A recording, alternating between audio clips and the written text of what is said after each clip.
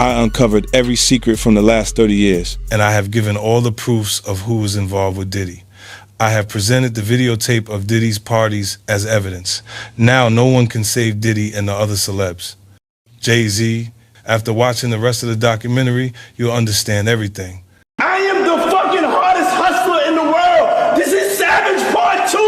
Don't tell me about shit. It's 2022 and I'm still a savage. Whatever I want, I get. Whatever I want, I fucking get. You guys don't need to worry about me getting revenge from Diddy. I've got 3 moves that make sure he'll never be able to come after me or my family. First, I personally reached out to the victims' legal teams. The real reason he's not getting out is those buried cases behind the scenes. I provided legal funding for 7 victims who had been silent for years and brought in the top criminal attorneys in the country. Second, I bought up every potential post-release business deal he had lined up. I planned this 2 years in advance, so by the time he got sentenced and still had hope of getting out, every partner had already cut ties with him. Third, I don't just have evidence, I've got backups. This is an entire minefield that's been buried for 20 years. I uncovered every secret from the last 30 years. With testimonies from the victims, we interviewed over a dozen people he tricked, threatened, or violated. You think that's harsh? No, he destroyed other people's lives for decades. I'm just making sure he spends a few extra years in prison for it.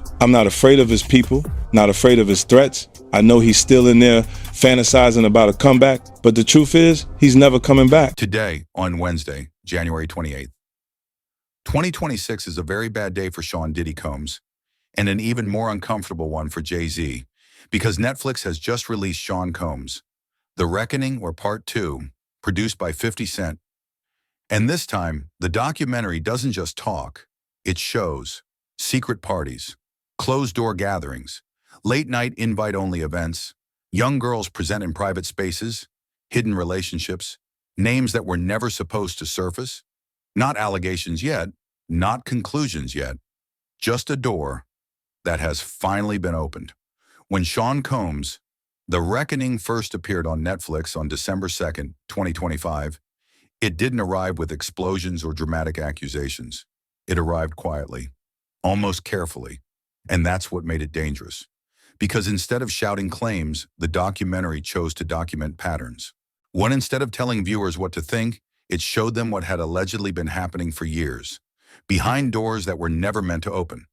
From the very beginning, the focus was clear: adult misconduct allegations, claims of inappropriate behavior, stories that didn't take place on stages or red carpets, but in private rooms after hours, far away from cameras and contracts. The documentary never rushed these moments. It let them sit, uncomfortable, unresolved. And slowly, the industry realized something was different this time. These weren't internet rumors. These weren't anonymous comments. These were accounts placed next to timelines, power structures, and access. And suddenly, familiar stories started to sound less like coincidence. What shook people wasn't a single allegation. It was repetition, different voices, similar experiences, the same environments coming up again and again. Private gatherings, closed-door parties, spaces where authority was unchallenged and silence was expected. The documentary didn't accuse anyone directly. It didn't need to. Because when enough stories point in the same direction, the question stops being, did this happen? And becomes, how long has this been happening? After the release, many expected responses, clarifications, denials. But instead, there was silence. No detailed explanations. No real pushback. Just distance. Former associates stopped talking. People who once appeared everywhere suddenly disappeared, and circles that were once public became tightly closed. That silence became the loudest reaction of all. Because silence doesn't erase questions. It multiplies them. And right here, before we go any deeper, if you're watching this and you want breakdowns that don't follow headlines but follow patterns, make sure you're subscribed. Because stories like this aren't understood in one video, they're understood over time. As days passed, it became clear that the documentary hadn't ended a conversation. It had started one. Viewers began connecting dots that had never been placed together before. Moments that once seemed harmless now felt out of place. Old footage felt different. Old jokes felt heavier. And perhaps most unsettling of all, people inside the industry weren't surprised. They weren't shocked by the themes. They were shaken by the timing. Because according to the documentary, many of these stories had been circulating quietly for years, not loudly enough to make headlines, but persistently enough to survive. That's what part one truly did. It didn't prove guilt, it didn't deliver verdicts. It exposed a gap between what was publicly celebrated and what was privately whispered. It showed how power can reshape environments, how influence can redefine boundaries, and how fame can turn silence into currency. By the time the final moments of part one ended, one thing was clear. The story wasn't finished. It couldn't be, because too many questions were left unanswered, too many connections unexplored, too many doors still closed. December 2nd, 2025 wasn't the conclusion. It was the moment the industry realized that documenting the past can be more threatening than accusing it. And once that door opens, it never closes the same way again. What followed after the first release was not outrage. It was hesitation. People waited for explanations that never came. They waited for statements that were carefully avoided. And in that space, between expectation and response, something began to form. Pressure, because the questions raised earlier didn't fade. They stayed alive. They circled quietly.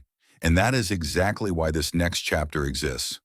Not to escalate emotion, but to examine what happens when questions are left unanswered. Instead of denial, there was distance. Instead of clarity, there were closed circles. People who once spoke freely suddenly chose their words. Others chose silence altogether. And silence, when repeated, stops being neutral. It becomes a pattern. This chapter doesn't move into courtrooms or official testimony.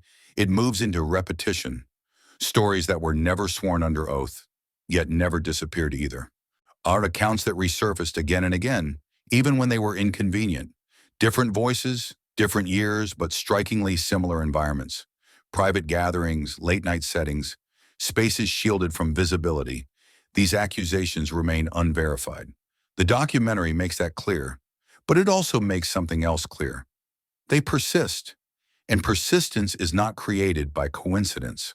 What begins to emerge is not a single claim, but a trail of who was present, who had access, and who moved together behind the scenes. The focus subtly shifts to relationships that were never meant to be public, not friendships announced on stages, not partnerships printed in contracts, but movements that align quietly. People who appeared distant in interviews yet repeatedly surfaced in the same private environments. Not once, not occasionally, consistently. No photographs are presented as proof, no signatures shown. Instead, timelines are placed side by side, dates, locations, proximity, and suddenly separation starts to look like coordination. The documentary never claims these alliances were criminal. It doesn't need to. It asks a simpler question: why were these connections never acknowledged yet never broken? Why did the same names continue to appear whenever access was limited? Why did certain individuals always seem protected from scrutiny, distance, and consequence? As this chapter unfolds, it becomes clear that the real subject isn't accusation. It's insulation. How influence creates layers, how layers create protection, and how protection creates silence. Behind-the-scenes alliances don't require loyalty oaths. They require mutual risk. When too much is shared privately, everyone has a reason to stay quiet. The documentary lingers here. It slows down, because once alliances form in private, they don't dissolve publicly. They simply adapt. As viewers, you're not asked to judge.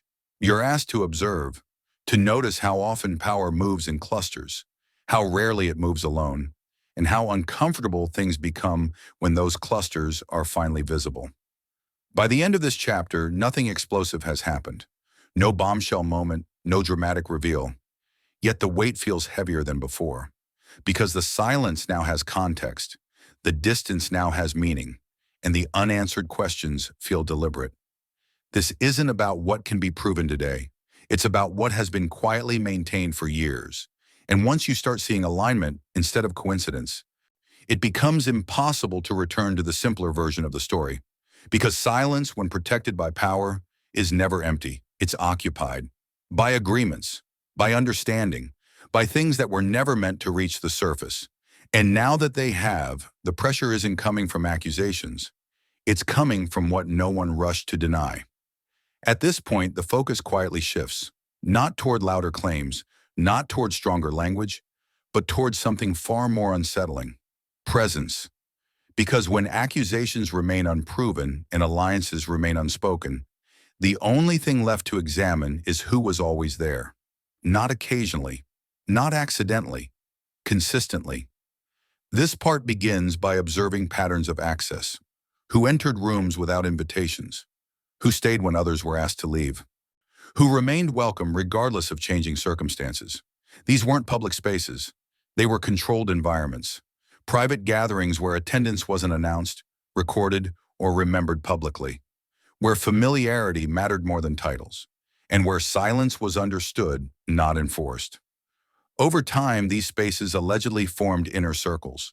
Not official groups, not documented networks, but small, insulated communities where trust replaced transparency. People inside these circles didn't need explanations. They didn't need reassurance. They already knew the rules, and the most important rule was simple. What happens here doesn't travel outside. The documentary doesn't claim instructions were given. It suggests expectations were clear, phones stayed away, details stayed vague, memories stayed private, and slowly, these environments became routine. When privacy becomes normal, boundaries shift. What once felt unusual starts to feel expected. What once raised questions starts to feel familiar. And familiarity is where accountability fades. The narrative introduces stories of individuals who found themselves inside these spaces without fully understanding how they got there. Invited through opportunity, introduced through connection, pulled closer through proximity. Some describe feeling honored. Others describe feeling uncertain. But many describe the same thing: confusion mixed with pressure. Pressure not spoken aloud, but felt. Pressure to belong. Pressure to stay quiet. Pressure not to disrupt the environment that had granted access in the first place. This is where power becomes invisible, because it doesn't need to be asserted. It already exists. The documentary avoids sensational language here. It doesn't dramatize. It simply shows how imbalance works. Who had influence? Who depended on approval? Who could leave without consequence? And who couldn't? And once again, repetition becomes the key. Different years, different faces, same settings, same dynamics. The film suggests that these weren't isolated moments, but repeated environments, spaces designed to function the same way every time. Limited access, controlled visibility, and shared silence. At some point, the question stops being about individual actions. It becomes about structure, because structure allows behavior to repeat without interruption. And repetition creates culture, a culture where certain things don't need to be discussed, where questions are quietly discouraged, where discomfort is reframed as opportunity. The documentary never says this outright. It doesn't have to. Instead, it shows how rarely these environments changed and how rarely anyone spoke about them afterward. As the timeline stretches, the implication grows heavier. If these spaces existed for so long, if so many people passed through them, and if so few ever spoke publicly, then silence wasn't accidental. It was maintained. Maintained through access. Maintained through influence. Maintained through the understanding that belonging came with conditions. The final moments slow even further. No revelations, no conclusions. Just the realization that what protects power most effectively isn't denial, it's familiarity. Because when something becomes normal behind closed doors, it stops feeling wrong. And when it stops feeling wrong, it stops being questioned. The story doesn't end here. It doesn't resolve. It lingers. Because once you recognize how these inner circles function, you start to notice them everywhere. Not just in this story, but in every system where silence is rewarded and access is conditional. And that's when the most uncomfortable thought appears. If this structure existed here for so long, undisturbed, unchallenged, then what finally changed to make it visible now? And more importantly, what else is still hidden simply because no one has stepped outside the circle yet? As the story moves forward, something becomes harder to ignore. These connections weren't brief, they weren't accidental, and they weren't temporary. They stretched across years. What the documentary begins to explore now is continuity. how certain relationships never officially existed, yet somehow never disappeared either. Publicly, there were distances, carefully maintained separations, different interviews, different narratives. Privately, however, the same names kept resurfacing, not in headlines, not in announcements, but in proximity, at private gatherings, at exclusive celebrations, at events where access was limited and visibility was controlled. These associations were never confirmed. They were also never denied, and that balance between acknowledgement and erasure became their protection. The film highlights how some relationships were kept alive quietly while being erased publicly. No shared photos, no shared credits, no shared statements. Just time. Time spent in the same environments. Time overlapping in the same cities. Time aligning when alignment wasn't expected. What makes this unsettling isn't a single appearance. It's consistency. Consistency over years creates questions that PR can't answer. The documentary doesn't claim conspiracy. It observes behavior. It shows how unconfirmed associations can survive precisely because they're never discussed. No discussion means no denial. No denial means no record. And without a record, nothing exists, at least officially. This section leans into the idea of dual reality, public distance, private familiarity, a split that allowed reputations to remain untouched while relationships continued uninterrupted. The film introduces moments where people close to these circles describe knowing without knowing, seeing without seeing, understanding that certain bonds were real, but never meant to be spoken, because once spoken, they would need to be explained, and explanations create risk. What becomes clearer is how carefully these associations were managed, not aggressively hidden, just quietly normalized. So normal that questioning them felt unnecessary, so familiar that curiosity faded.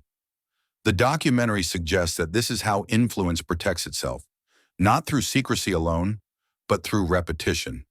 When something happens often enough, it stops feeling unusual. And when it stops feeling unusual, it stops being noticed. As years pass in the timeline, the structure doesn't change. Different locations, different faces, same rules, private access, controlled narratives, and a shared understanding that some things stay unspoken. The film never accuses these relationships of wrongdoing. It doesn't need to. It asks something simpler. Why were these bonds never acknowledged yet always preserved? Why did they survive every shift in public image, every controversy, every moment where distance would have been easier? The answer isn't spoken, but it's implied. Because relationships that carry risk only survive when they also carry value. And value like that is rarely emotional, it's strategic. The final moments of this section slow down again. The documentary reminds viewers that unconfirmed associations are often the most powerful ones, because they don't exist on paper. They don't exist in interviews. They exist in access. And access doesn't lie. It simply reveals who belongs and who never did. As this chapter closes, one realization settles in. These connections weren't fragile. They weren't careless. They were maintained carefully and quietly over time. And anything maintained for that long was never accidental in the first place. It was intentional. Not to be seen, but to endure. At this stage, the tone shifts in a way that's impossible to ignore, because the focus is no longer just on connections, it's on imbalance. The documentary begins examining relationships that were never clearly defined, never properly explained, yet carried a weight that felt uneven from the start. Power here is no longer abstract, it becomes situational. Who had control over access? Who decided who stayed close? Who held influence? And who depended on it? These weren't equal relationships. They couldn't be. One side had resources, reputation, authority. The other had opportunity, hope, and very little leverage. And when power tilts that sharply, even silence carries meaning. And the film introduces accounts describing environments where age differences were impossible to overlook.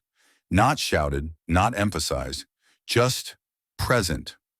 Younger individuals appearing in spaces dominated by older, established figures. Rooms where experience outweighed youth, and where questioning authority didn't feel like an option. The documentary is extremely careful here. It avoids numbers, it avoids labels, but it doesn't avoid implication. Because the question isn't how old someone was, it's why they were there at all, why access was granted so early, why proximity replaced protection, why boundaries appeared flexible depending on who held power. What becomes unsettling is how normalized these situations were described to be. Not chaotic, not hidden in panic, routine. Parties where everyone seemed to understand the hierarchy. Spaces where youth was noticed, but never questioned. And that's where the discomfort deepens. Because normalization doesn't happen overnight. It happens through repetition, through silence, through reward, through the quiet understanding that staying close required compliance. Some accounts describe feeling unsure, but not unsafe enough to leave. Others describe feeling pressured, not directly, but indirectly. Pressure through expectation, through access, through the fear of losing opportunity. And that kind of pressure doesn't need words. It lives in the imbalance itself. The documentary never claims intent. It never assigns motives. It focuses on dynamics, how power reshapes rooms, how authority bends boundaries, and how youth, when placed in unequal environments, becomes vulnerable, even without explicit harm being described. This section becomes heavier because it asks viewers to sit with discomfort, not resolve it. To recognize that some situations don't need to be illegal to be wrong. They just need to be unequal. As the timeline moves forward, the same patterns repeat. Different years, different locations, same structure. Older figures controlling access, younger individuals orbiting opportunity, silence filling the space between. The documentary suggests that this imbalance wasn't challenged because it benefited too many people at once. Power was preserved, access was maintained, and questions were quietly discouraged. By the end of this section, there is no dramatic reveal, no moment of collapse, just a realization that power, when left unchecked, doesn't need to break rules loudly. It only needs to bend them quietly. And once those bends become routine, they stop being noticed at all. What lingers isn't accusation, it's unease. Because the most uncomfortable truths are often the ones that existed in plain sight, normalized, protected, and never fully explained. And once you see how imbalance was built into these environments, it becomes impossible to view the earlier connections the same way again. Not because something was proven, but because something was allowed, for far too long. At this point, the story moves into its most fragile territory. Not because something is finally proven, but because what's being discussed is difficult to even describe without hesitation. The documentary slows down here on purpose, because these aren't moments meant to shock. They're moments meant to disturb quietly. What begins to surface are rumors, not formal accusations, not legal conclusions, but recurring concerns that revolve around vulnerability. Not power alone, not access alone, but what happens when both are placed near people who don't fully understand the space they've entered. The film introduces accounts that describe young associates being present in environments designed for adults. Late-night settings, private gatherings, spaces where hierarchy was already established long before they arrived. No one claims these individuals were forced. No one claims crimes occurred. But many accounts describe discomfort that was easy to ignore and easier to normalize. Because discomfort doesn't always look like danger. Sometimes it looks like confusion. Sometimes it looks like silence. Sometimes it looks like someone not knowing whether they're allowed to leave. And the documentary carefully frames this as concern, not conclusion. Concern that certain individuals may have been too young, too inexperienced, or too dependent on opportunity to fully understand the dynamics around them. Concern that proximity to power created expectations that were never spoken aloud, but always felt. This is where exploitation rumors begin to take shape, not through dramatic stories, but through repetition. Different people describing similar feelings, different years echoing the same unease. The environments change, the structure doesn't. Private rooms, limited access, authority concentrated in a few hands, and vulnerability existing quietly within that structure. The film suggests that exploitation doesn't always announce itself. Sometimes it hides behind opportunity, behind mentorship, and behind promises that sound generous on the surface. Promises of protection, promises of access, promises of being looked after. And when those promises are tied to silence, they become dangerous.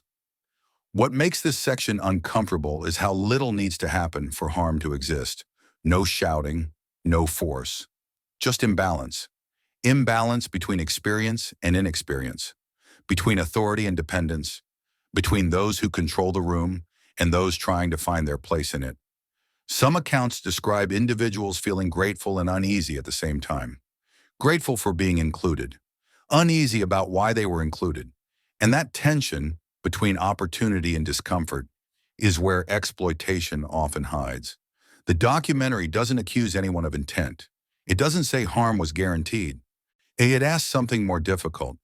Why were these environments considered acceptable for vulnerable individuals at all? Why weren't clearer boundaries enforced? Why wasn't protection prioritized over access? And why did these concerns surface quietly for years without being addressed openly? As the timeline moves forward, the same pattern appears again. Young associates entering elite spaces, older figures maintaining control. Silence filling the gap where accountability should exist. The film suggests that when power structures remain unchecked, they don't need to act aggressively to cause damage. They only need to remain indifferent. Indifferent to discomfort, indifferent to imbalance, indifferent to the quiet signals that something isn't right. By the end of this section, nothing is resolved. There are no names called out. No verdicts offered. Just a lingering question that refuses to go away. If these environments were truly harmless, why do so many people describe leaving them with unease rather than clarity? And if no one was at risk, why was silence treated as the price of access? Because exploitation doesn't always look like violence. Sometimes it looks like opportunity offered without protection, presence without boundaries, and vulnerability placed too close to power for too long. And once that line is crossed, even quietly, it's almost impossible to pretend it was never there. By this point, the story stops relying on events and starts relying on memory. Because when formal records are missing, what remains are whispers. Not loud ones, not reckless ones. The kind that travel quietly through hallways, studios, green rooms, showing private conversations. Stories people share only after checking who's listening. This section leans into what the industry has carried for years without naming it. Unspoken personal rumors, speculation about private lives, long-standing talk that never made it to print, not because it lacked persistence, but because it lacked safety. The documentary makes one thing clear early on. These whispers didn't appear suddenly. They didn't start with one incident. They survived because they were repeated, passed from one generation to the next, from veterans to newcomers, always framed as warnings, never accusations. The kind of comments that begin with, "Just be careful," or "That room isn't what it looks like." No one ever explains further, because explanation requires accountability, and accountability is risky when power is involved. What's unsettling is how consistent these whispers are described to be. Different eras, different cities, same tone, a sense that certain topics were off limits, certain questions better left unasked, certain behaviors normalized enough to joke about, but not serious enough to challenge publicly. The documentary doesn't claim these rumors are true. It doesn't validate them. It asks why they lasted. Why, if nothing was there, did the stories never fully disappear? Why did so many people independently describe the same unease without coordinating their language? Why did newcomers learn quickly what not to mention? This is where reputation becomes a shield, not through denial, through familiarity. When rumors exist long enough without consequence, they become background noise, and background noise is easy to ignore. The film introduces accounts of people who heard things early in their careers and chose not to ask questions, not because they didn't care, but because they understood the cost of curiosity. Opportunity is fragile, access is conditional, and silence is often the entry fee. Some describe laughing things off, others describe rationalizing what they heard. Everyone describes adapting. That adaptation becomes part of the system. Because when silence is rewarded, speaking becomes the risk. The documentary suggests that this is how private narratives survive for decades, not through secrecy alone, but through shared avoidance.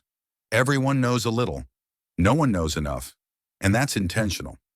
As this section unfolds, the atmosphere feels heavier, not louder, because rumors don't need proof to shape behavior. They only need repetition. They influence where people go, who they trust, what they tolerate. And once those rumors become embedded in the culture, they don't need to be said out loud anymore. They're understood. The film never tries to resolve these whispers. It doesn't confirm them. It doesn't deny them. It shows how they function, as quiet warnings, as unspoken boundaries, as signals that certain spaces operate under different rules. By the end of this section, one realization becomes unavoidable. If so many people heard the same stories and adjusted their behavior accordingly, then the rumors themselves became a form of power. Power that didn't need proof. Power that didn't need enforcement. Just endurance. And endurance like that doesn't happen by accident. It happens when silence is safer than truth and when survival depends on knowing what not to say. At this stage, the attention turns toward identity. Not public identity, but private understanding. Because what people present to the world is often carefully managed. What they protect in private tells a different story. The documentary begins examining spaces where identity wasn't questioned publicly, but was quietly explored behind closed doors. Invite-only gatherings, after-hours environments, rooms where nothing needed to be explained because nothing was meant to leave. These weren't performances. They weren't social events meant for visibility. They were controlled settings where reputation didn't apply, only access did. What becomes clear is that these spaces operated under a different set of rules. No cameras, no phones, no records. People weren't there to be seen. They were there to belong. Watch the film suggests that within these environments, private identity mattered more than public image. Who someone appeared to be outside didn't always align with how they moved inside. And that separation created freedom, but also secrecy. Accounts describe gatherings where behavior shifted once doors closed. Not chaotic, not reckless. Just different. Less guarded, less performative. People didn't ask questions because asking would have broken the unspoken agreement. This wasn't about labeling anyone. It wasn't about defining orientation or preference. It was about privacy being protected at all costs. Because when private identity is involved, exposure becomes dangerous. The documentary carefully avoids speculation. It doesn't tell you what to think. It tells you how things were structured, how certain gatherings existed exclusively to ensure discretion, how access was limited to those who could be trusted not to speak, and how trust, once granted, became permanent. What's unsettling is how normalized these after-hours environments were described to be. Not secretive in a dramatic sense, just routine. Part of the culture. People knew when not to show up. People knew when to stay longer. And people knew what questions not to ask the next morning. The film hints that these spaces weren't about indulgence alone. They were about control. Control over narrative. Control over image. Control over what parts of someone's life were allowed to exist publicly. And when control reaches that level, silence stops being optional. It becomes expected. Some accounts describe feeling like guests in someone else's world, a world where normal rules didn't apply. Others describe feeling protected by the very secrecy that kept them quiet. Protection and confinement existing at the same time. The documentary never suggests wrongdoing tied to identity itself. It suggests something else, that when identity must be hidden to preserve power, the systems protecting that power become aggressive. Aggressive about discretion, aggressive about loyalty, aggressive about silence. As this section unfolds, the viewer begins to understand why so many stories never surfaced. Not because they weren't known, but because revealing them would have exposed more than behavior. It would have exposed structure, and structure is what this story keeps returning to. Not what happened, but how it was allowed to happen quietly. By the end, one thought lingers. When private identity is protected more fiercely than public accountability, the priority is no longer truth. It's preservation. Preservation of image, preservation of influence, preservation of control, and once preservation becomes the goal, everything else, even silence, becomes a tool. Used carefully, used consistently, and used without explanation. By now, the pattern is impossible to ignore. What once felt scattered now feels organized, because the focus shifts to celebrations that weren't meant to be celebrated publicly. Closed-door gatherings, restricted access parties, events that existed outside normal visibility. These weren't random nights out. They were controlled occasions, carefully selected guest lists, carefully chosen locations, carefully enforced rules. No phones, no recordings, no posts the next day. The documentary makes it clear these weren't about entertainment. They were about environment. An environment where hierarchy was understood the moment you walked in, where access was a privilege, not a right, and where silence wasn't requested, it was assumed. What's unsettling is how often these gatherings appear across the timeline. Different cities, different years, same structure, the same kind of private celebration happening again and again, with many of the same figures always present. Not because they were required to be there, but because they belonged there. These parties didn't need promotion. They didn't need explanation. Everyone inside already understood the rules. And the most important rule was simple. What happens here stays here. The documentary doesn't suggest chaos. It suggests control. These weren't reckless events spiraling out of hand. They were tightly managed spaces where visibility was the enemy. Restricted access ensured that only familiar faces entered. Familiar faces ensured predictability. Predictability ensured safety for those in power. Accounts describe how these environments felt separate from reality. Time moved differently. Behavior shifted subtly. Normal boundaries felt suspended, not broken, just irrelevant. Because when everyone in the room benefits from discretion, no one questions the setup. Some describe these celebrations as routine, others as uncomfortable, but nearly all describe the same thing. A sense that documentation was forbidden for a reason. Not because something illegal was guaranteed to happen, but because something private was expected to remain private. And privacy in this context wasn't about dignity. It was about protection. Protection of reputations, protection of relationships, protection of structures that only function in darkness. The documentary highlights how these gatherings acted like filters. Those who complied were welcomed back. Those who questioned things quietly stopped receiving invitations. Access became conditional, and conditional access is one of the strongest forms of control, because exclusion doesn't require confrontation. It happens silently. The more these celebrations repeated, the more normalized they became. And normalization is powerful. Once something becomes routine, it stops being examined. No one asks why phones aren't allowed. No one asks why outsiders never attend. No one asks why the same people always seem protected. They already know the answers. As this section reaches its end, the weight of repetition becomes clear. These weren't isolated nights.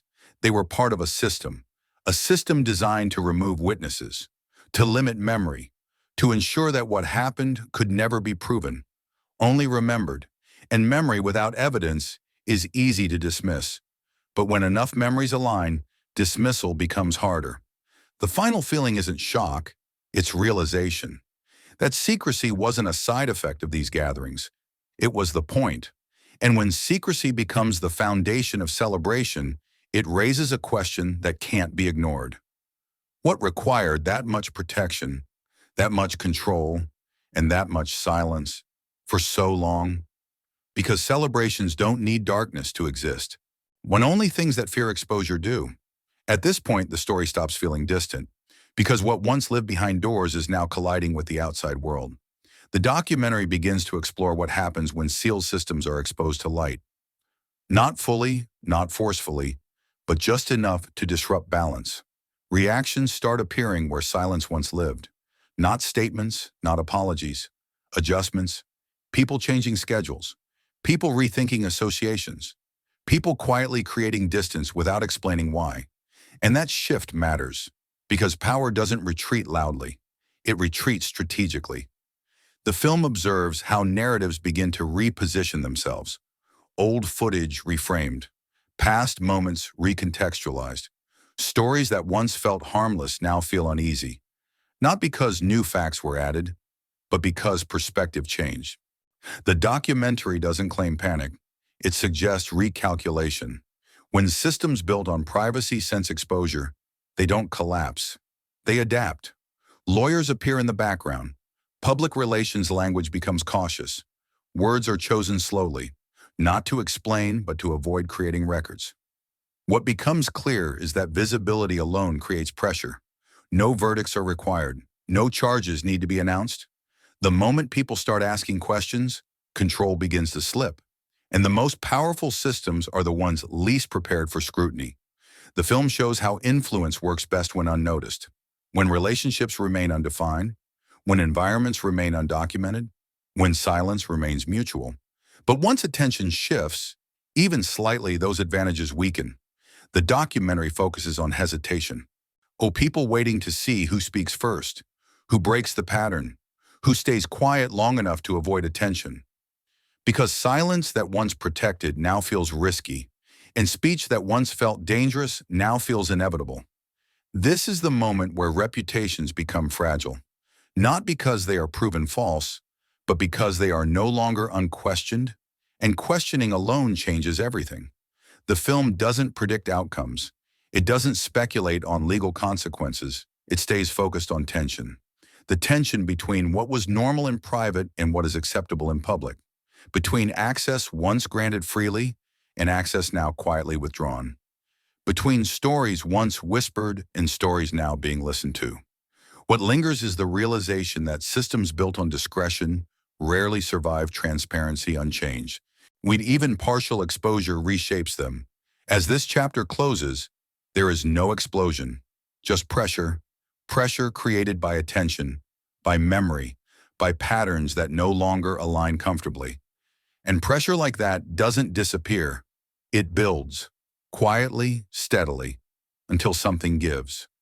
Not because someone is forced, but because maintaining silence becomes harder than breaking it. And when that balance flips, the story stops belonging to those who controlled it. It belongs to whoever is willing to speak next.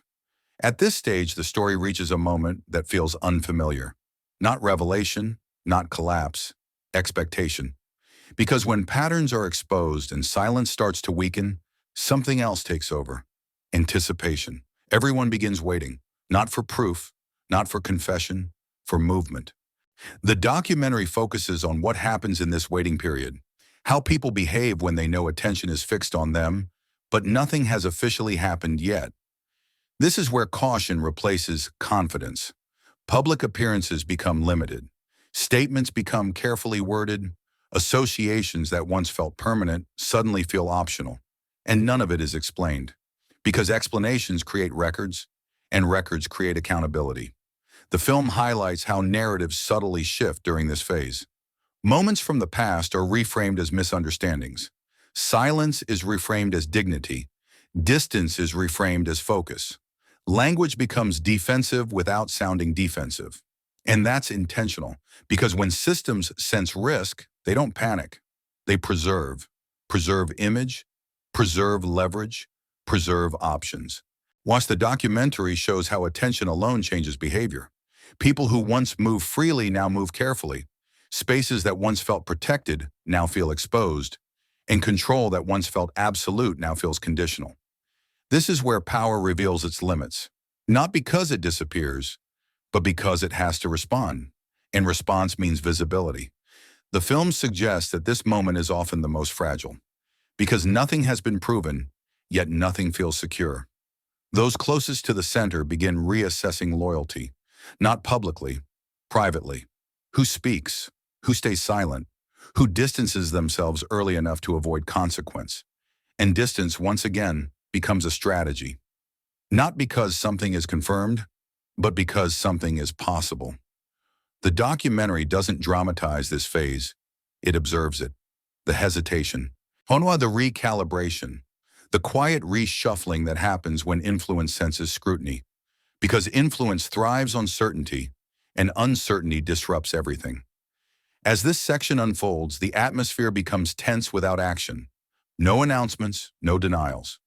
Just awareness. Awareness that the narrative is no longer fully controlled, that memory is no longer isolated, that patterns are being noticed outside private circles. And once awareness spreads, silence becomes louder than speech. The film closes this section with a subtle realization. The most dangerous moment for any protected system is not exposure, it's anticipation. Because anticipation invites witnesses, invites reflection, invites people to reconsider what they once accepted as normal. And once that reconsideration begins, the system can no longer rely on habit to protect it. It has to adapt, or it has to confront. And neither option guarantees control, because the story is no longer frozen in private spaces. It's moving, slowly, quietly, but undeniably forward. And when momentum reaches this point, it doesn't matter who speaks first. What matters is that silence is no longer enough to stop what comes next. At the end of the story, there is no final reveal, no single moment where everything collapses, no line that neatly separates truth from rumor. Because real systems don't end that way. They fade, fracture, and expose themselves slowly, not through confession, but through pressure. What the documentary ultimately leaves behind is not an answer, but a shift in how power is viewed, a shift in how silence is interpreted, a shift in how long-standing narratives are trusted. For years, control was maintained through familiarity, through repetition, through the understanding that certain spaces, certain relationships, and certain behaviors were simply how things worked. That understanding is gone now, not because everything has been proven, but because too much has been noticed. Patterns once dismissed as coincidence now feel deliberate. Silences once interpreted as privacy now feel strategic. And protection once mistaken for loyalty now feels conditional. The documentary never demands judgment. It does something more unsettling. It removes certainty. And when certainty disappears, power weakens. Because power relies on predictability, on knowing that people won't question what they've accepted for years. That assumption no longer holds. What remains is accountability without verdicts, scrutiny without conclusions, and that space is uncomfortable for everyone involved. The film ends by reminding viewers of something simple but often ignored. Truth doesn't always arrive as evidence. Sometimes it arrives as alignment. Alignment between stories, between timelines, between behaviors that repeat too often to be random. And once that alignment is visible, it doesn't matter how long something was hidden. What matters is that it was maintained by silence, maintained by access, maintained by people who benefited from not asking questions. The most powerful realization here isn't about guilt or innocence. It's about structure, about how environments are built to protect influence, how loyalty is rewarded with proximity, and how questioning is discouraged without ever being forbidden. Those structures don't vanish overnight, but once they're seen, they can never fully return to the shadows. This story doesn't close a chapter, it opens one. A chapter where memory matters, where patterns are examined instead of ignored, where silence is no longer mistaken for absence. Because the walls didn't fall today, they shifted. And once walls shift, they reveal cracks. Cracks where voices eventually emerge. Cracks where stories connect. Cracks where control slowly erodes. The documentary ends without telling you what to believe. It leaves you with something more lasting: awareness. And awareness is dangerous, not because it accuses, but because it remembers. And systems built on forgetting rarely survive once memory takes hold.